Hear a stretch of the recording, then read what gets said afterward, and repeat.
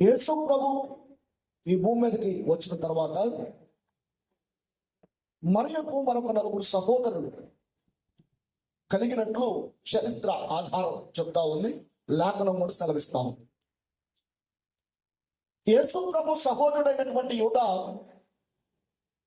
యేసుక్రీస్తును గురించి పరిపూర్ణంగా ఎప్పుడు తెలుసుకున్నాడయ్యా అంటే, పెంతెకోస్తు పండుగ దినమందు 120 మంది మేడగదిలో కూడుకొని ప్రార్థన చేస్తూ ఉండగా పరిశుద్ధాత్మని యొక్క కృపణింపు 120 మంది మీదకి వచ్చినప్పుడు ఆత్మ యొక్క ప్రేరణను బట్టి యేసయ్య పునరుత్థానాన్ని అంగీకరించి రక్షణ పొంది సంఘములో చేర్చబడి సంఘానికి చాలా ఉన్నతమైనటువంటి మేలు చేసిన వ్యక్తిగా, పత్రికల ద్వారా సందేశాన్ని అందించినటువంటి వ్యక్తిగా యోధాను మనం చూస్తాం. యోధా పత్రిక అంతా కూడా 25 వచనాల నిడివి కలిగినటువంటి ఒక పత్రిక. దీనిలో మరొక అధ్యాయం లేదు, ఒకే ఒక్క అధ్యాయముతో ఈ పత్రిక వ్రాయబడడం మనం చూస్తున్నాం. ఒకే ఒక్క అధ్యాయముతో రాయబడిన ఈ పత్రిక చాలా విలువైన అద్భుతమైన సందేశాన్ని అందించడం మనం చూస్తాం. హల్లెలూయా. 2 చేతులెత్తి స్తోత్రం చెబుతాం. హల్లెలూయా. ఈ పత్రికలో వ్రాయబడిన 25 వచనాల్లో దేవుని పిల్లలు ఎలాగూ నడుచుకోవాలో, ఎలా నడుచుకోకూడదో కొందరు వ్యక్తులను చూపిస్తూ చాలా విలువైన మాటను జ్ఞాపకం చేయడం దేవుని వాక్యంలో మనం చూస్తాం. ఇందులో నేను మీకు జ్ఞాపకం చేయాలనుకుంటున్నటువంటి 3 వచనాల్లో కొన్ని ప్రాముఖ్యమైనటువంటి విషయాలు మీ ఎదుటికి తీసుకొని రావాలని పరిశుద్ధాత్మ చేత నేను ప్రేరేపించబడుతూ ఉన్నాను. ప్రభునందు నాకు అత్యంత ప్రియులారా, ఈ చదవబడిన ఈ లేఖన భాగంలో యోధా యేసుక్రీస్తు దాసుడును యాకోబు సహోదరుడునైన యోధా అంటూ పరిచయం చేసుకుంటున్నాడు.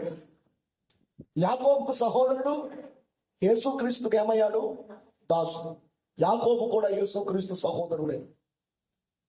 ప్రియులారా, ఈ యాకోబు ఒక పత్రిక రాశాడు. మనందరికీ తెలుసు, యాకోబు పత్రిక బైబిల్లో ఉంది.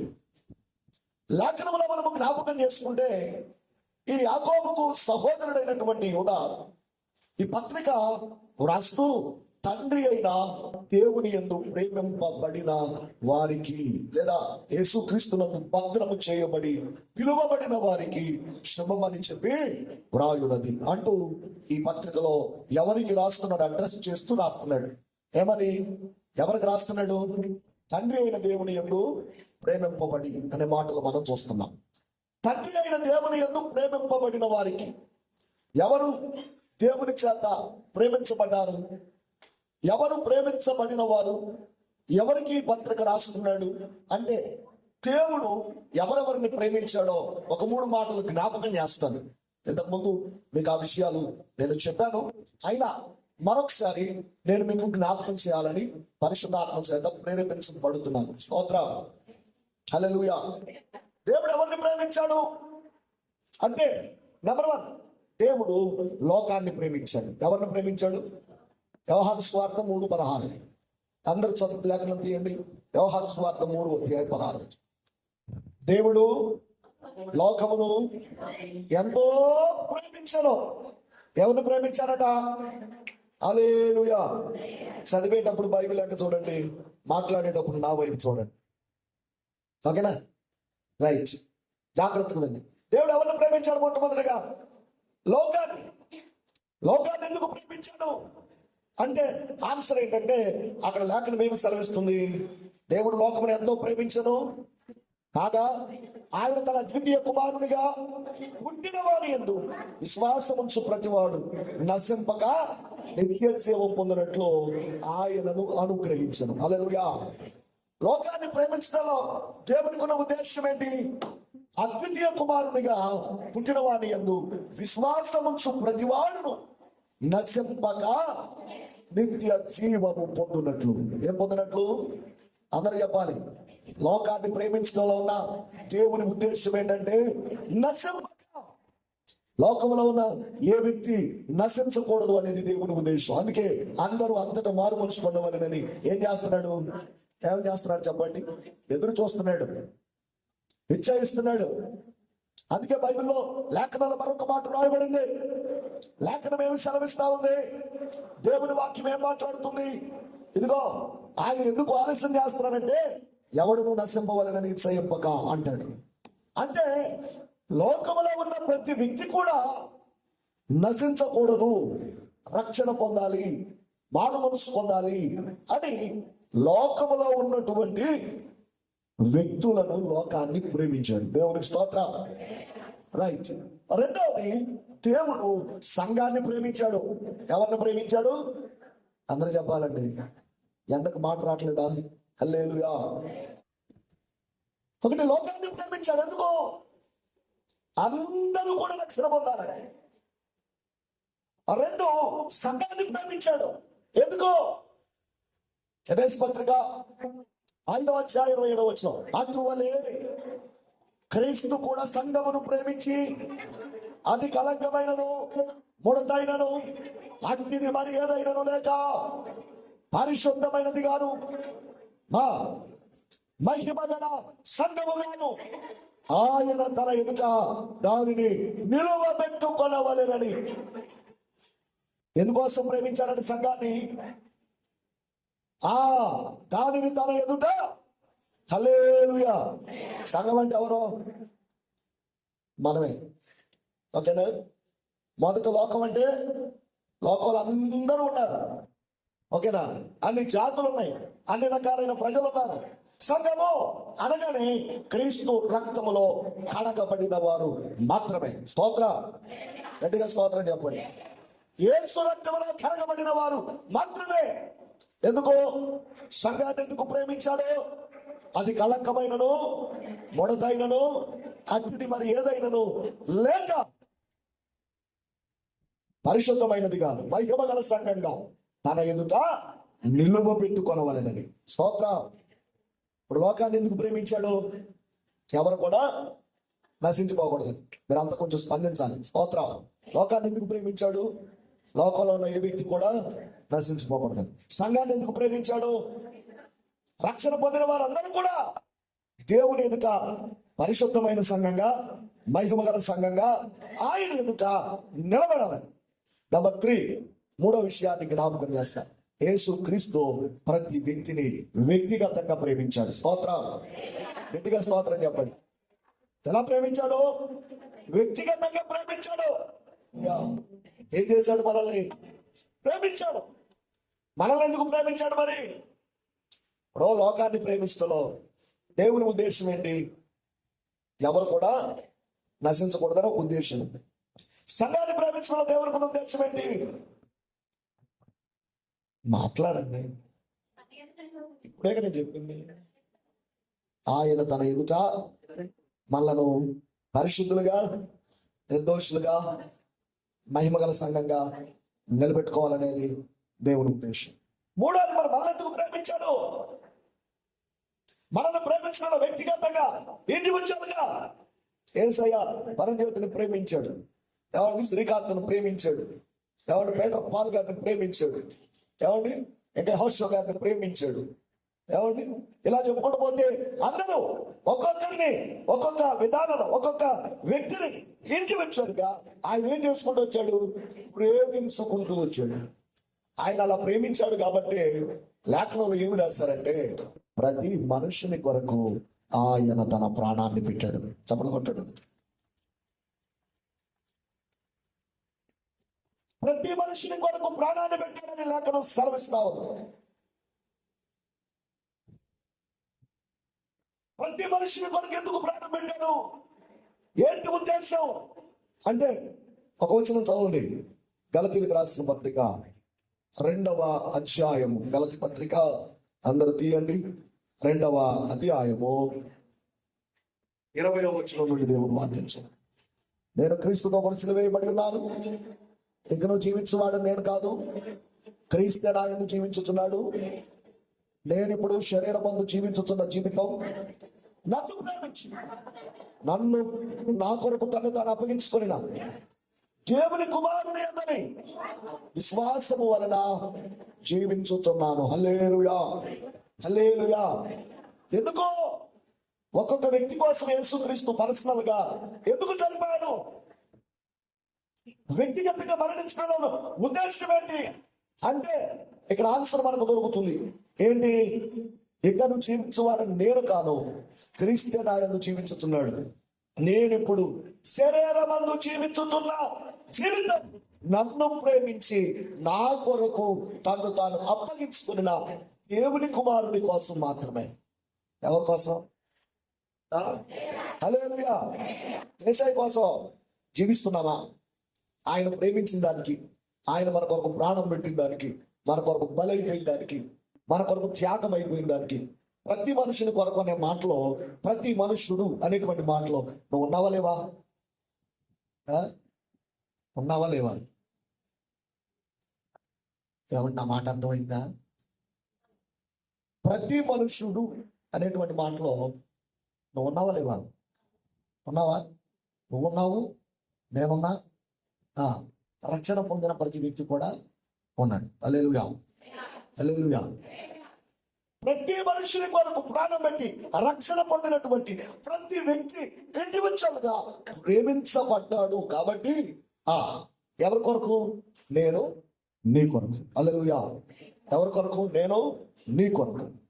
నేను యేసయ్య కొరకు. నా జీవితం యేసయ్య కొరకు. ఏమండి? ఈ జీవితం యేసయ్య కొరకే అనుకున్నారా? ఈ జీవితం యేసయ్య కొరకే చెప్పాలి. హల్లెలూయా. ఈ జీవితం యేసయ్య కొరకే అని ఎప్పుడన్నా అనుకున్నారా? పౌలైతే ఒక రోజు అనుకున్నాడు, నా మట్టుకైతే, అందరూ చెప్పండి, నా మట్టుకైతే, గట్టి చెప్పండి, నా మట్టుకైతే చావైతే, బతికితే నీ కోసం బతకాలి, లేకపోతే చచ్చిపోవాలి. వండర్ఫుల్ స్టేట్మెంట్ అండి. బతికితే నీ కోసం బతకాలి, లేకపోతే చచ్చిపోవాలి.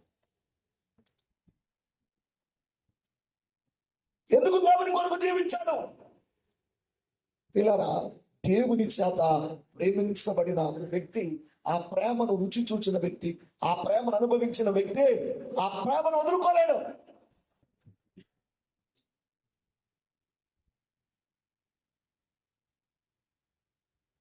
నేను నీకోసమే ప్రభువా, నీకోసమే నన్ను ప్రేమించావు. ఎంతగా ప్రేమించావు అంటే నీ ప్రాణం అంతా పెట్టునంతగా నన్ను ప్రేమించావు. కాబట్టి నేను బ్రతికేది ఎవరి కోసం? నీకోసమే, నీకోసమే బ్రతుకుతున్నా.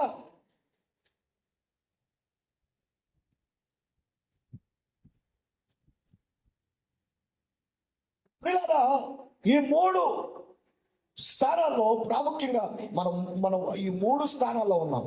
లోకంలో ఉన్నప్పుడు మనం ప్రేమించబడ్డాం. ఎందుకు? నశింపక నిత్య జీవాన్ని పొందినట్టు. సంఘంలో వచ్చాక ప్రేమించబడ్డాం. ఎందుకో? ఆయన ఎదుట పరిశుద్ధముగా నిర్దోషముగా నిలబడాలని. మూడు, వ్యక్తిగతంగా ప్రేమించబడ్డాం, ప్రేమించబడుతూ ఉన్నాం. ఎందుకు? ఆయన కొరకు జీవించడానికి. స్తోత్రం. ఆయన కొరకు మనము జీవించడానికి.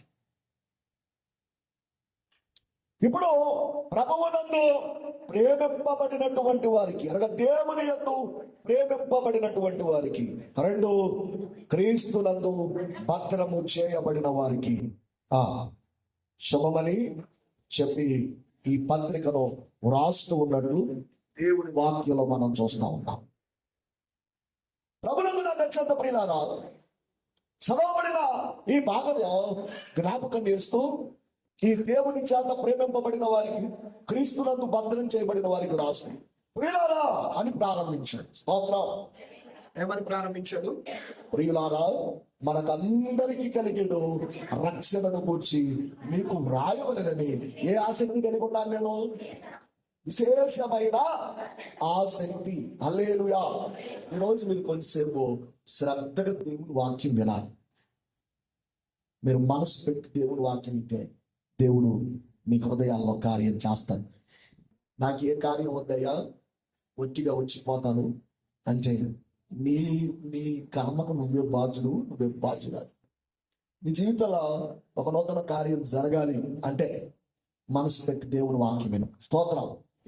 ఈరోజు కొద్దిసేపు మనసు పెట్టి దేవుని వాక్యం, నీ మనసు నీ హృదయం అంత దేవుని వాక్యం మీద కేంద్రీకృతం చేసి కొన్ని నిమిషాలు దేవుని మాటలు వినాలని నేను ఆశపడుతున్నాను. ప్రియులారా, మనకు అందరికీ కలిగేది రక్షణ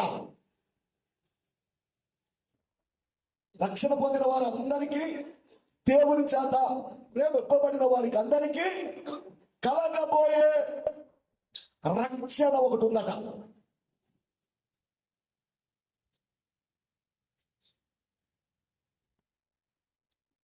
కలగబోయే రక్షణ ఏంటి?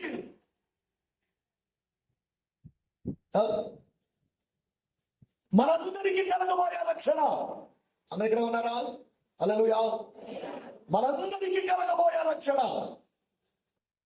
అనగా రక్షణ పొందిన ప్రతి విశ్వాసి, రక్షణ పొందిన ప్రతి విశ్వాసి మరలా రక్షణ పొందుకోవడానికి ఒకటి ఉందట. అంటే పొందుకోవలసిన రక్షణ ఒకటి ఉంది.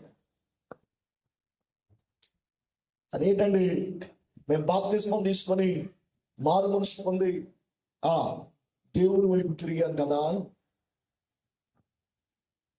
బాప్తిస్మం తీసుకొని దేవుని వైపు తిరిగి రక్షణ పొందాం కదా. అంటే బాప్తిస్మం తీసుకొని నీళ్ళలో మునిగేసి బయటకు వచ్చేస్తే అయిపోయిందా మన పని? అయిపోయిందా? చెప్పాలి. మునిగిన రోజు ఉత్సాహం తెల్లారి ఉండదు. మునగడానికి వచ్చిన రోజు ఉన్న ఉత్సాహం ఎప్పుడు ఉండదు? చెప్పాలి. చెప్పరేంటి? నేను రక్షణ పొందిన రోజు ఉన్నటువంటి ఉత్సాహం ఈ రోజుకి నాకు ఉంది అన్నోడు స్తోత్రం చెప్పండి. హల్లెలూయా.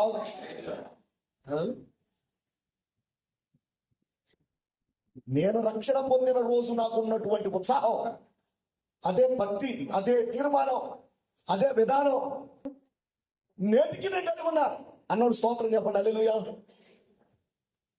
మీకు అర్థం కాల?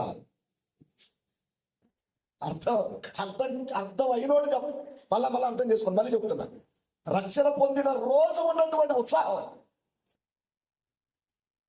నేటికి కలిగి ఉన్నా అన్నోడు స్తోత్రం చెప్పండి. హల్లెలూయా. అని మీరెప్పుడు పొందారు రక్షణ?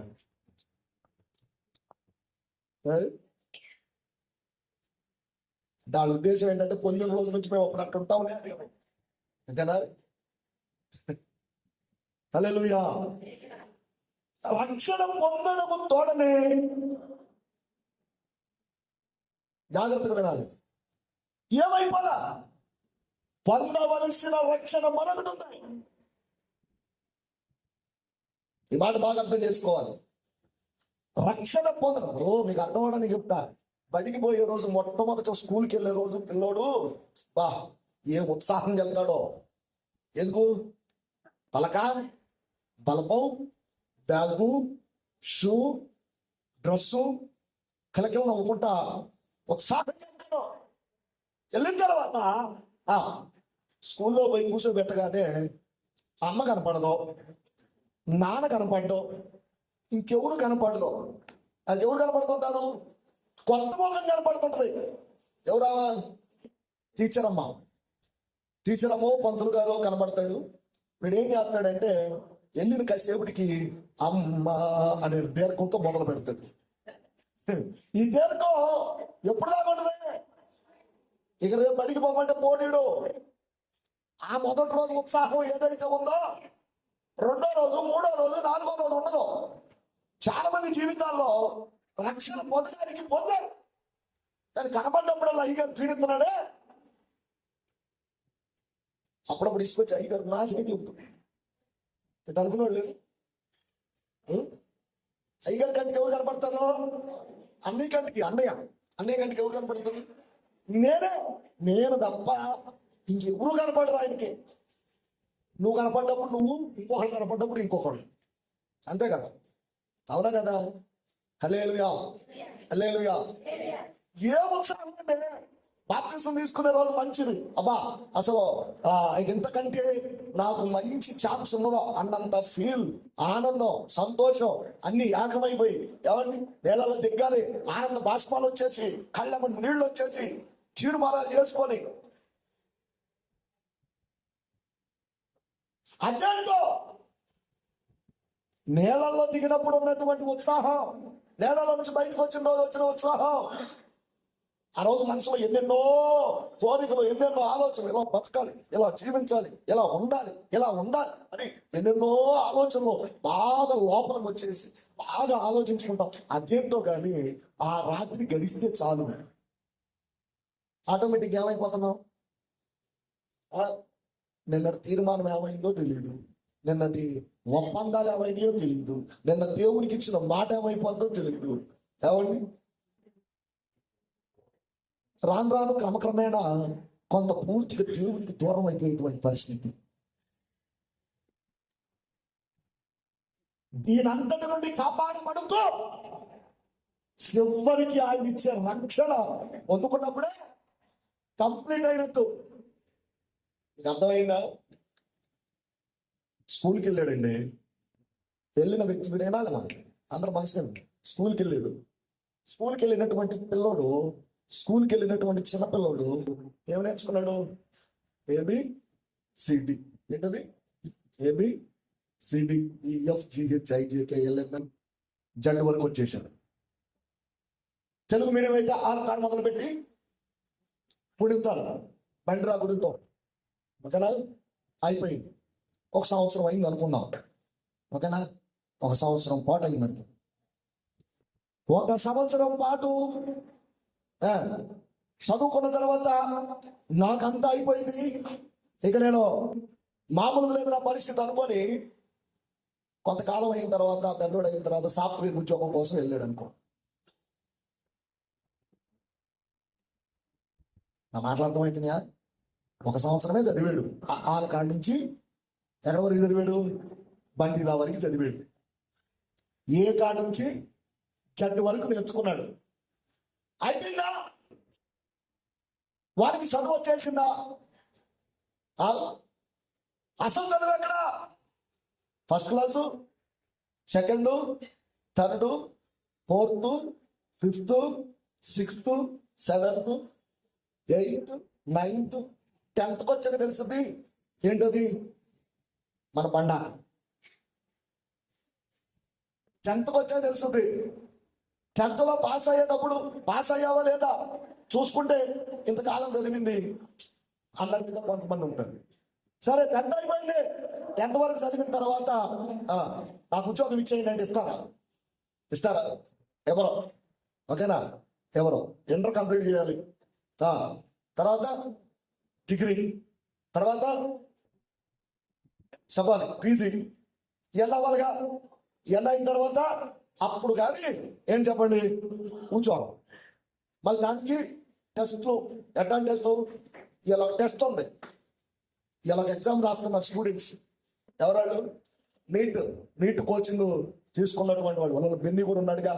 బెన్నీ కూడా ఈరోజు నీట్ కోచింగ్ లో ఎగ్జామ్ రాయడానికి సిద్ధపడి వెళ్ళిపోయాడు. క్వాలిఫై అవ్వాలి. డిఎస్సి ర్యాంక్ కావాలి, బిఎడ్ చేయాలి. బిఎడ్ తర్వాత డిఎస్సి క్వాలిఫై అయితే కానీ అప్పుడు ఉద్యోగం. సాఫ్ట్వేర్ ఇంజనీర్ కావాలంటే ఏం చేయాలి? బీటెక్ కంప్లీట్ చేసుకోవాలి, మెయిన్స్ రాయాలి. బ్యాంక్ ఉద్యోగాలు కావాలంటే చదువు అంతా చదివినా మళ్ళీ దానికి ప్రత్యేకమైన టెస్టులు, ఇంటర్వ్యూలో ఇన్ని ఉంటే కానీ చేరాలనుకున్నటువంటి గోల్కి చేరతాడు. అంతేనా కాదా? అందరూ ఇక్కడే ఉన్నారా?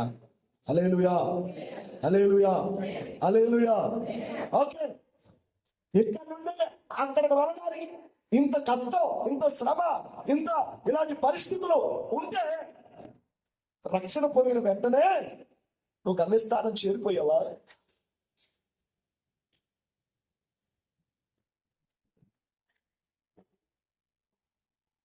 స్వామి చెప్తారు, కుడువులు వండగానే పండగ కాదంట. వండిన కుడువులు ఏం చేయాలి? అప్పుడు కదా పండగ. అంటే మనందరికీ కలగబోయే ఒక రక్షణ ఉంటుంది. ఈ మాట జాగ్రత్తగా వినాలి. రక్షణ త్రికాలాల్లో జరిగేది.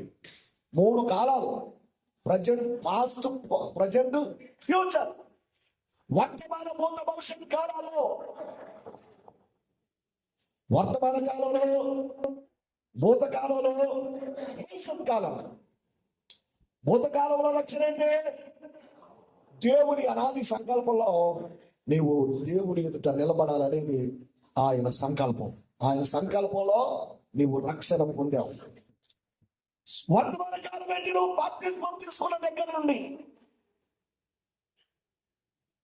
తిరిగి నీవు పొందబోయే రక్షణ ఏదైతే ఉందో అది పొందుకునే వరకు మధ్యలో ఉన్నటువంటి కాలాన్ని ఏమన్నారంటే వర్తమాన కాల రక్షణ. ఏ కాల రక్షణ? అందరూ చెప్పాలి. హల్లెలూయా, హల్లెలూయా. ఇప్పుడు రక్షణ పొందిన నాటి నుండి భూతకాలం, భవిష్యత్ కాలంలో ప్రభువు వచ్చి మనకు రక్షణ అందించేటువంటి దినము వరకు ఈ మధ్యలో ఉన్న కాల వ్యవధి ఉందే, అది చాలా ఇంపార్టెంట్ అయినటువంటి కాలం. హల్లెలూయా, హల్లెలూయా. అయ్యా విన్నారా? ఈ మధ్యలో ఉన్న కాల వ్యవధి ఉంది. రక్షణ పొందిన దినం నుండి తిరిగి నువ్వు అందుకోబోయేటువంటి రక్షణ ఏదైతే ఉందో ఈ మధ్యలో ఉన్న కాలం చాలా ఇంపార్టెంట్. మీకు అర్థం అవడానికి మళ్ళీ చెప్తాను. స్కూల్కి వెళ్ళిన దినం మొదలుకొని ఉద్యోగాన్ని పొందుకునే వరకు ఉన్న కాలం, మధ్యలో ఉన్న కాలం చాలా ఇంపార్టెంట్, చాలా ప్రాముఖ్యమైనది. ఇదిగో ఇది ముఖ్యం కాదు, అది కూడా ముఖ్యం కాదు. ఈ రెండింటి మధ్యలో ఉన్న కాల వ్యవధి చాలా ప్రాముఖ్యమైంది. పరిస్థితులను అధిగమించుకుంటూ, ప్రతి పరిస్థితిని అధిగమించుకుంటూ గురి వద్దకు చేరి దాన్ని పొందుకున్న వాడే రక్షింపబడతాడు. ఒక చిన్న చదవండి. మత్తయి సువార్త 25వ అధ్యాయం.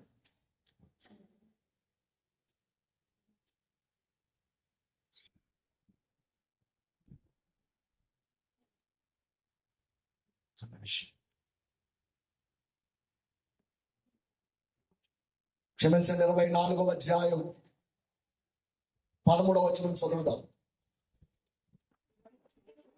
అంతము వరకు సహించువాడు ఎవడో, ఇది చూడండి మాట ఏంటట, అంతము వరకు. ఎప్పటి వరకు? ఎప్పటి వరకు? మళ్ళా చెప్పాలి, అందరు మళ్ళీ చెప్పాలి ఈ మాట, అందరూ చెప్పాలి. అంతము వరకు. గట్టి చెప్పండి. ఎప్పటి వరకు? ప్రారంభించడం ముఖ్యం కాదు, ప్రారంభించడం ముఖ్యం కాదు, అడుగు పెట్టడం ముఖ్యం కాదు, గోల్ రీచ్ అవడం కదా ముఖ్యం, గమనించాలి కదా ముఖ్యం.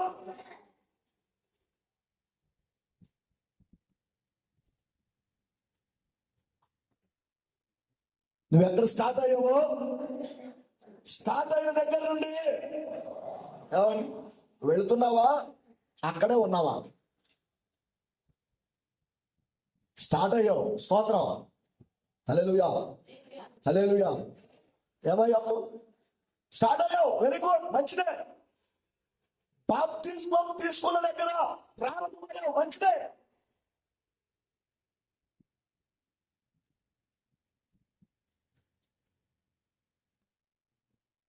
పాలు మొదలు పెట్టడం ముఖ్యమా, ఉద్యోగం సంపాదించడం ముఖ్యమా? గోల్ రీచ్ అవడం ముఖ్యమా, ప్రారంభించడం ముఖ్యమా? లేఖనం ఏమి చెప్తుందో తెలుసా? కార్య ఆరంభము కంటే కార్యాంతం మేలు కదా. ఆరంభించడం ముఖ్యం కాదు, ముగించడం ముఖ్యం.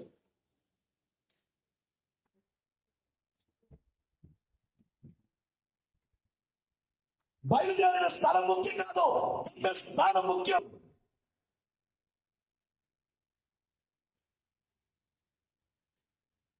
గురి ముఖ్యం. ఈ విషయానికి వస్తే టోటల్గా చాలా మంది 99.99% ఫెయిల్.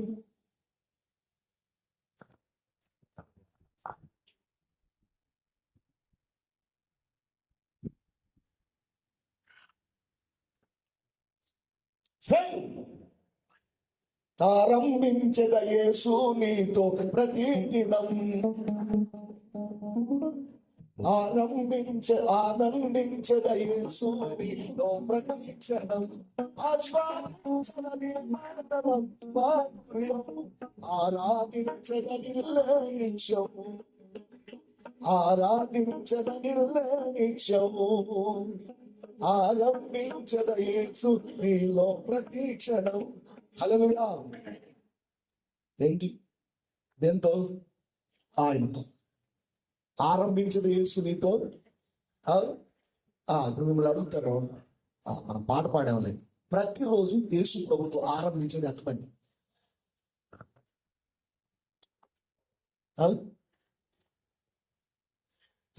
లేవటమే. యేసు ప్రభుతో నీ జీవితాన్ని ప్రారంభించేది ఎంతమంది?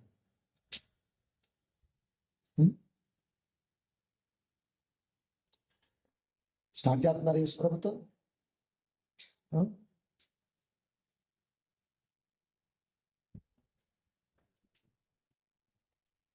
యేసు ప్రభుతో ముగిస్తున్నావా?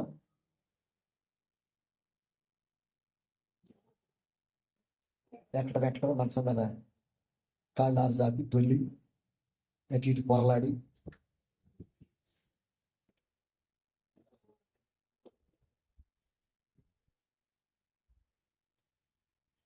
యేసయ్యతో నీకు ఒక ప్రత్యేకమైన అనుబంధం ఉందా?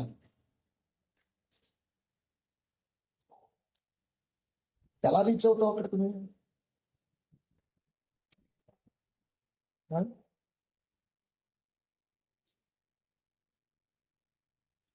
సూటి గడుగుతున్నా, ఈ 4 ఆదివారాల్లో ఏప్రిల్ మొదటి ఆదివారం నుండి మే మొదటి ఆదివారం 5 వారాలు, మధ్యలో ఉన్న వారాలన్నీ 4 వారాలు నేను క్రమం తప్పకుండా దేవుని మందిరానికి వచ్చాను అన్నోటి చేతను చెప్పం. 4 వారాల్లో ఒక్క వారం కూడా నేను మిస్ అవ్వలేదు, దేవుని మందిరంలో ఉన్నా అన్నోటి చేస్తాను.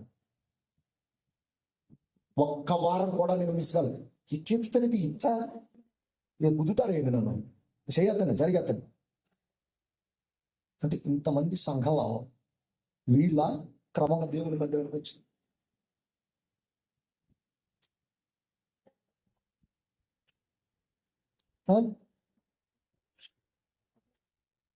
మళ్ళీ అడుగుతున్నా. పోయినసారి మళ్ళకొచ్చి మళ్ళీ ఈరోజే మళ్ళకొచ్చి వాళ్ళు చేస్తాను. నువ్వు దించలేదు తల్లి, నీ సంగతి నాకు తెలుసు. ఓకే, ఈ రోజే మళ్ళీ మళ్ళకొచ్చి వాళ్ళు చేస్తాను. ఎంతమంది కావట్లేదా? మీలో చాలా మంది ఉన్నారు, నాకు తెలుసు. పేరు చెప్పారంటే మీకు పొరుగు పోదు.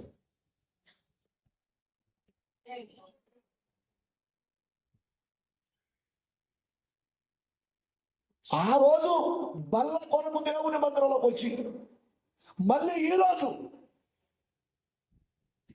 అసలు వెళ్తావా దేవుని రాజ్యానికి? ఆ రక్షణ పొందుకుంటావా? నువ్వు వస్తే నేను బల్లిస్తా, కానీ దేవుడు నా అంత దయగలిగినోడు కాదు.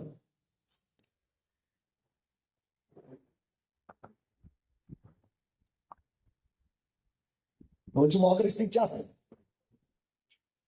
ఒక వారం మందిరానికి వచ్చి ఒక వారం మానేసి మళ్ళీ ఒక వారం దేవుని మందిరానికి వచ్చి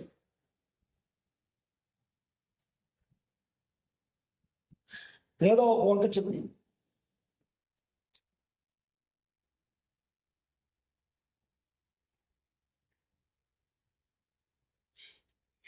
ఎంతకాలం అండి ఇలాంటి దౌర్భాగ్యం స్థితి?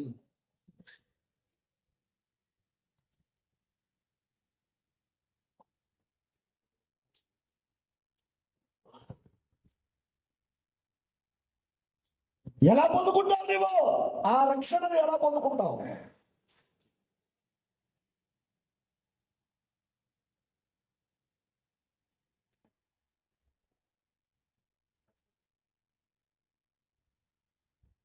సహవాసం లేదు, సన్నిధి లేదు, ప్రార్థించుకునే అనుభవం లేదు, దేవుని సన్నిధిలో వాక్యం చదువుకునే అనుభవం లేదు, దేవునితో ఒక ప్రత్యేకమైన అనుబంధం లేదు, దేవునితో మాట్లాడుకునే అనుభవం లేదు. ఆయన నీతో మాట్లాడడం, నీతో ఆయన మాట్లాడడం ఉందా?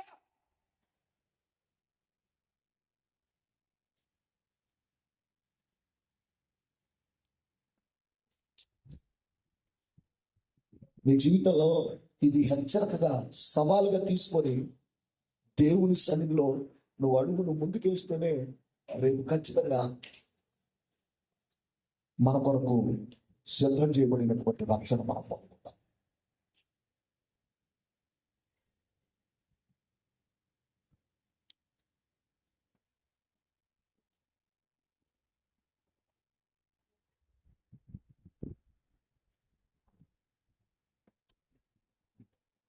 దేని మీద ఇతర వాటి మీద నీకున్న ఆసక్తి దేవుని మందిరం మీద లేదు. దేవునితో సహవాసం ఎలా చేస్తాం మనం? ఏమండి, దేవునితో సహవాసం ఎలా చేస్తున్నాం? వాక్యం చదువుకోవడం, ప్రార్థన చేసుకోవడం, దేవుని మందిరానికి రావడం, దేవుడు ఏం చెబుతున్నాడో నేర్చుకోవడం, అది జీవితంలో ఆచరణలో పెట్టడం, ఇదేగా. ఎందుకంటే ముఖ్యం ఏమన్నా ఉందా? ఏమండి,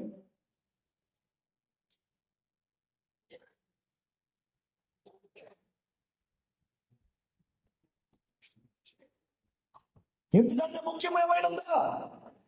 ఇప్పుడు ఒక వ్యక్తి భక్తి జీవితాన్ని కొనసాగించుకోవడానికి దేవునితో సహవాసం ఎందుకంటే ఎక్కువ ఉందా?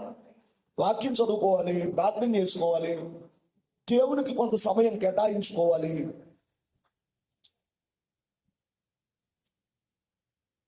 తప్పకుండా ఒక అరగంట అయినా దేవుని సన్నిధిలో ప్రార్థన చేసేటువంటి వాళ్ళు ఎంతమంది?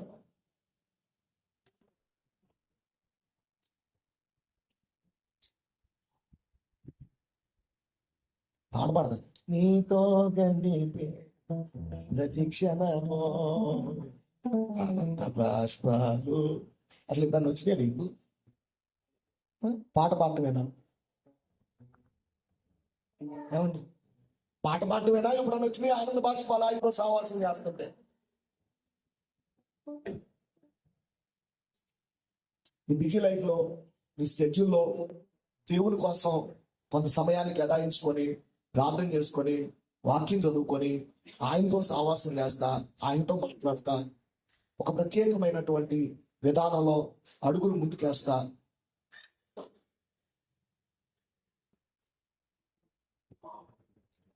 క్రమం లేని నీ జీవితాన్ని చూసి దేవుడి గుండెలు బాధపడుతున్నాడు.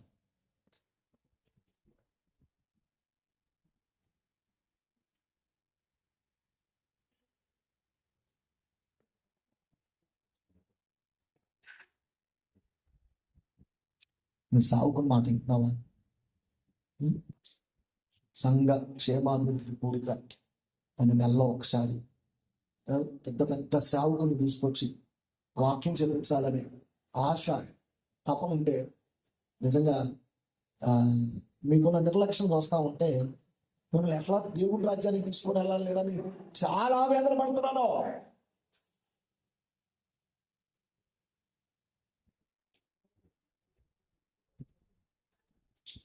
భ్రష్టు పట్టిపోయామండి. ఏమైపోయాం?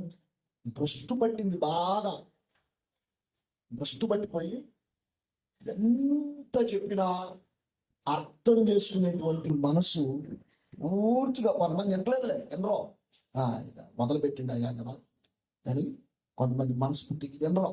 ఎందుకంటే ఇక మనసు అంతా పాత వేయబడింది. ఇలా వీళ్ళ గురించి బైబిల్ ఏదో చెడిపోయిన వాళ్ళు అంట, చెడిన మనస్సు కలిగినటువంటి వాళ్ళు ఇక వినరో. ఎంత చెప్పినా వినరో, తిట్టుకోరు, సరి చేసుకోరు. కొంచెమైనా మార్చుకుందాం, దేవుడికి దగ్గర అవుదాం, దేవుడితో సావాసం చేద్దాం.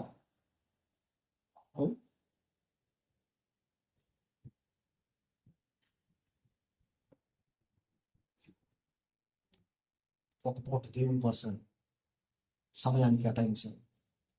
మిమ్మల్ని ఒక ప్రశ్న అడుగుతా, ఎంటైర్ మీ లైఫ్లో ఈ మాట జాగ్రత్తగా అందరం హల్లెలూయా, హల్లెలూయా. ఎంటైర్ లైఫ్ లో ఒక్కసారి బైబిల్ పూర్తిగా ఆది కాండం నుంచి ప్రకటన వరకు చదివినోడు ఎత్తుకుంది. ఒక్కసారి 1, 2, 3, 4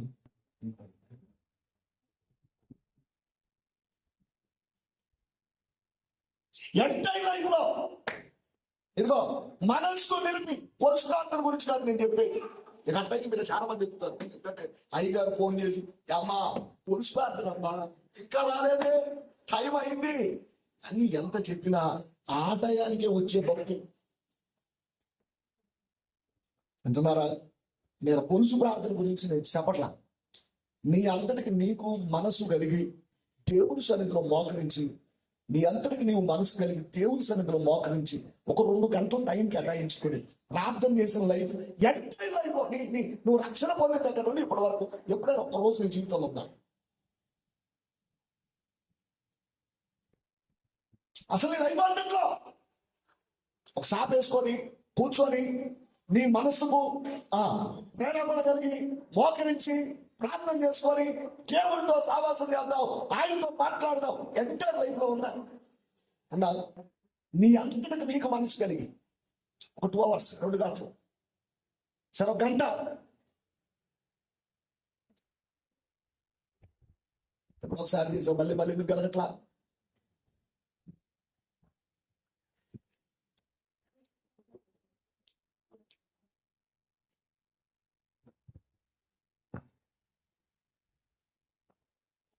బలవంతంగా ప్రార్థనలో కూర్చోవటం తప్ప. దేవునితో సహవాసం చేద్దాం, ఆయనతో సహవాసం చేద్దాం అనేటువంటి వాంఛ కోరిక జీవితంలో లేదు.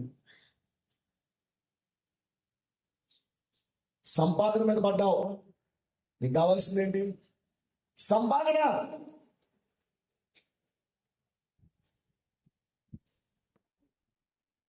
ఏం సంపాదిద్దాం?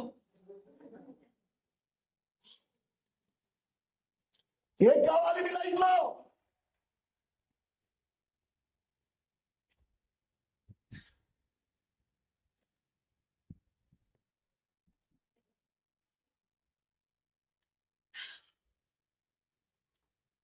దేవునితో గడిపే సమయాన్ని సంపాదించుకున్నావా? దేవుడు నీతో మాట్లాడడానికి సమయాన్ని ఇచ్చావా?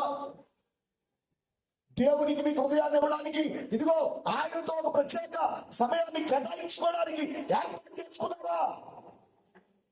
నెలకు ఒకసారి ప్రార్థన కొంచెం నువ్వు పరలోకానికి ఎట్లా వెళ్తావండి?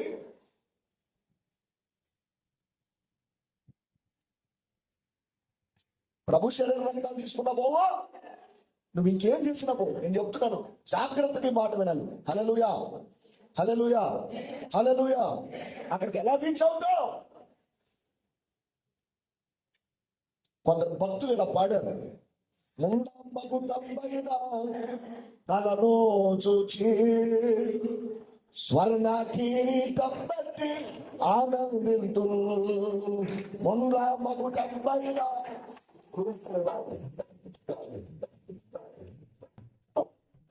ఆనందింతు చూచి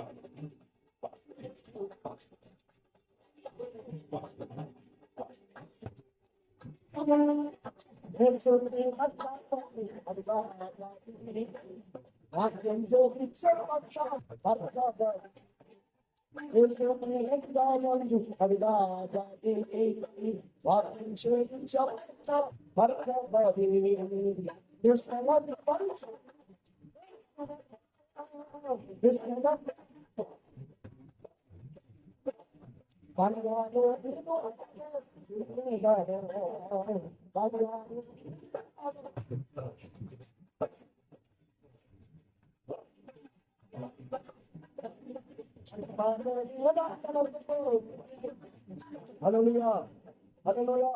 ఇంక లోకంలో నాకేమొద్దు, ఎక్కడుంటే చాలు చెప్పాలి. మహిమలో నేను ఆయనతో ఉంటే చాలు.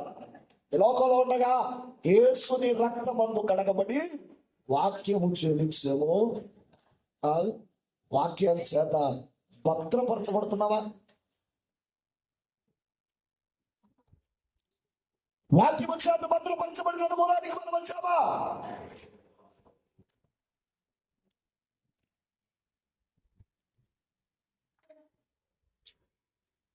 యోధామంతుడికి మనందరికీ కలిగే రక్షణ ఏదైతే ఉందో దాన్ని పొందుకోవాలని, దాని గురించి వ్రాయాలని విశేషమైన ఆసక్తి అట. ఏ ఆసక్తి? విశేషమైన ఆసక్తి. వింటున్నారా? ఈ ఆసక్తి నీ జీవితంలో ఎప్పుడు వస్తుంది? ఎప్పుడు ఈ ఆసక్తిని కనుక్కుంటావు? ఆసక్తి నీ జీవితంలో ఎప్పుడు రేకెత్తించుకుంటావు? ఎప్పుడు వాక్యానికి చోటిస్తావు? ఎప్పుడు దేవునితో సావాసం చేయడానికి అవకాశం ఇస్తావు? వాక్యం ఏం చెప్తుంది? ఈ గోలు చేరడానికి ఇలా మారు మనసు బాప్తిస్మంతో సరిపోదా? మారు మనసు బాప్తిస్మంతో సరిపోదా? మొదట మారు మనసు, బాప్తిస్మం, పరిశుద్ధాత్మ వరం, ఎవరు అపోస్తలుల బోధ, సహవాసం, రొట్టె విరవడం, ఎడతెగక ఏంటది? ఎడతెగక ప్రార్థన ఏంటంటే మాట్లాడుతా మోకరించి ఎన్ని రోజులైంది.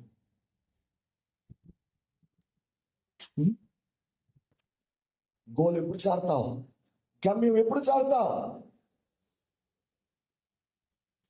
నీ గమ్యస్థానం ఎప్పుడు చేరుకుంటావు?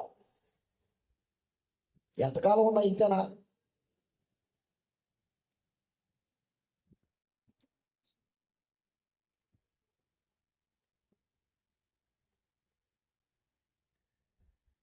ఏదైనా కొంచెం దేవునితో గడపాలనేటువంటి ప్రేరణ కలగట్లేదా?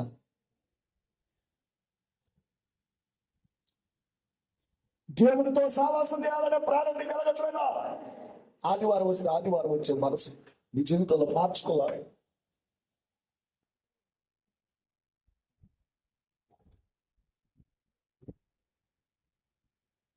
ప్రత్యేకమైన సమయాన్ని దేవుని కోసం కేటాయించాలి. నువ్వు కేటాయించకపోతే అక్కడ చాలే.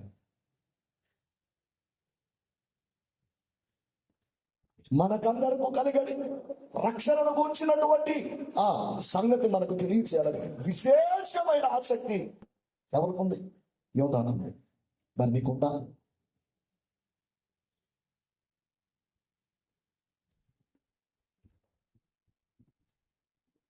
ఏదో ఒక వంక చెప్పి అసలు ఇది ఎక్కడ మనసు అండి? నాకు అర్థం కాదు.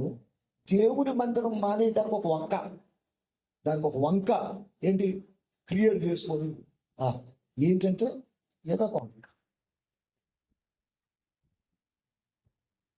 నేను రక్షణ పొందిన దగ్గర నుండి ఈ మాట జాగ్రత్తగానే, ఆదివారం దేవుని మందిరంలో ఉండకుండా ఉన్న రెండే రెండు ఆదివారం.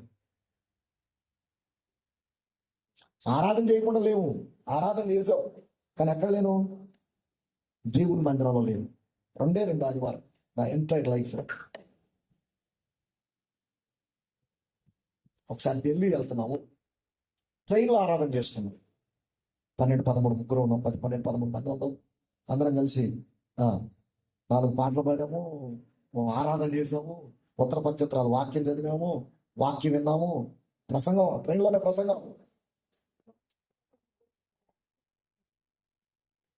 ఒకసారి బెంగళూరు మైసూర్లో ఉన్నారు, ఒక ఆదివారం మైసూర్లో ఇద్దరమే ఉన్నాం, మేమిద్దరమే ఆరాధన, స్తోత్రం, 3 పాటలు పాడుకున్నాం, ఉత్తర ప్రత్యుత్తరాలు వాక్యం చదువుకున్నాం, ఆరాధన చేసుకున్నాం.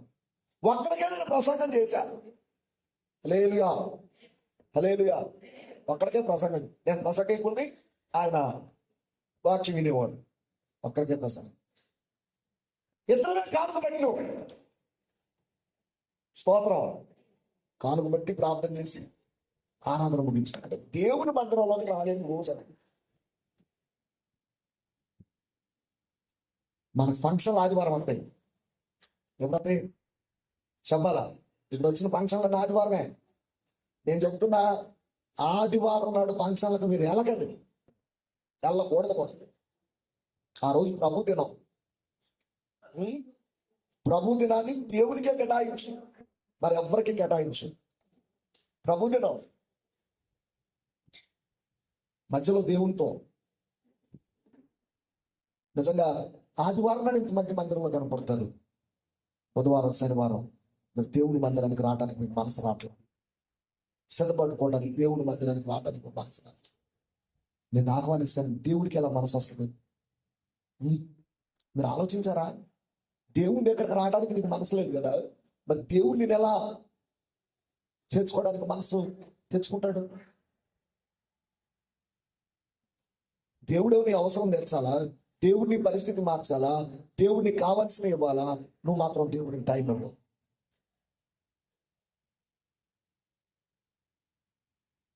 మీ అందరిని గురించి నా గుండెల్లో చాలా భారం, బాధండి. ఎందుకో తెలుసా, మీ అందరినీ ఏదో టైంలో ఏదో సందర్భంలో పర్సనల్గా నేను హెచ్చరిక చేశాను. అందరినీ పర్సనల్గా హెచ్చరిక చేశాను. ఎన్నిసార్లు చెప్పినా ఆ మాట పెడచెవును పెడుతున్నాను తప్ప దేవుని వాక్యానికి తావు ఇవ్వడం. నువ్వు ఎలా రీచ్ అవుతావు?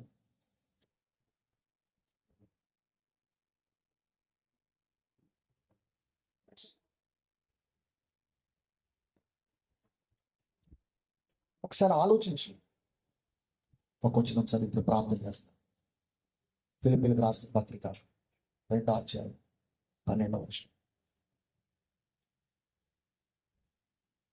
ఫిలిప్పీలకు రాసిన పత్రిక. కాగా నా ప్రియులారా, మీరు ఎల్లప్పుడు విధానం ప్రకారం నేను మీ ఎదుట ఉన్నప్పుడు మాత్రమే కాక మరి ఎక్కువగా నేను మీతోనే నీ కారణం భయముతోను వణుకుతోను ఏం కొనసాగించుకోవాలా? భయముతోను వణుకో. మొదట మనకేమి లేదంటే భయం లేదు. రెండోది, దేవునికి మనం ఏం చేయడం లేదు, విధేయులం కావట్లా. మొదట భయం లేదు, ఎట్లున్నారా? హల్లెలూయా. మొదట ఏమి లేదు, భయం లేదు. పౌలు అంటాడు, మీ ఎదుట నేను ఉన్నప్పుడు మాత్రమే కాదు కానీ నేను మీ ఎదుట లేనప్పుడు సైతం భయముతో వణుకుతో మీ సొంత రక్షణను కొనసాగించుకొనుడి. హల్లెలూయా హల్లెలూయా. రక్షణ ఏం చేయబడాలి? రక్షణ కొనసాగాలంటే ఏం చేయాలా? ప్రార్థన, వాక్య ధ్యానం, దేవునితో సహవాసం, రొట్టె విరవడం, క్రమం తప్పకుండా సహవాసంలో ఉండడం, ఆరాధనలో పాల్పొంపులు పొందడం, దేవునితో గడపాలి, దేవునితో సంబంధం కలిగి ఉండాలి. ఇది లేకపోతే నీ జీవితంలో సొంత రక్షణ ఏం చేసుకోలేము, కొనసాగించుకోలేము.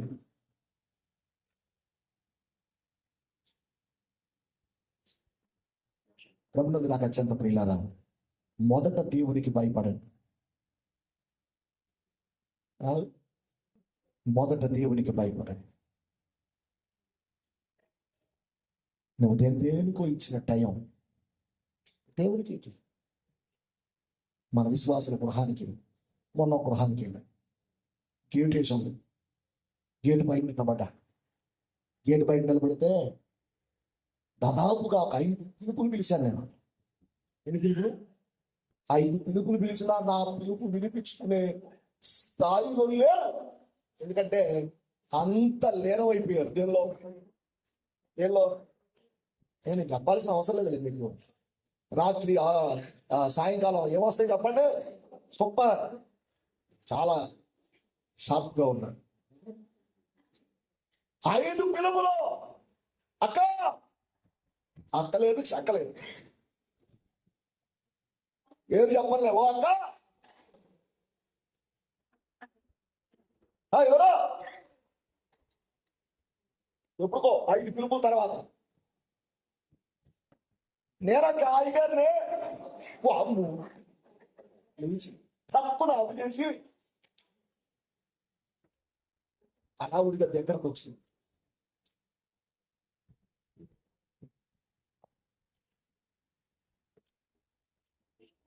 రక్షణ పొందిన నాటి నుండి ఈనాటికి చెప్పాను, ప్రార్థన మానపోక. కానీ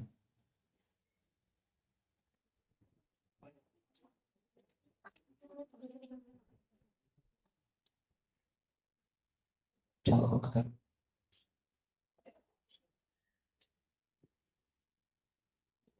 మీకు ఎలా ఉందో నాకు తెలియదు. ఇప్పటికీ ఈ మాట మీతో చెప్పడానికి సిగ్గుపడుతున్నాను. వినడానికి మీకు ఎలా ఉందో నాకు తెలియదు, కానీ ఇప్పటికీ ఇన్ని సంవత్సరాలకి నేను ఇంకా మాటలు చెప్పడానికి సిగ్గుపడుతున్నాను.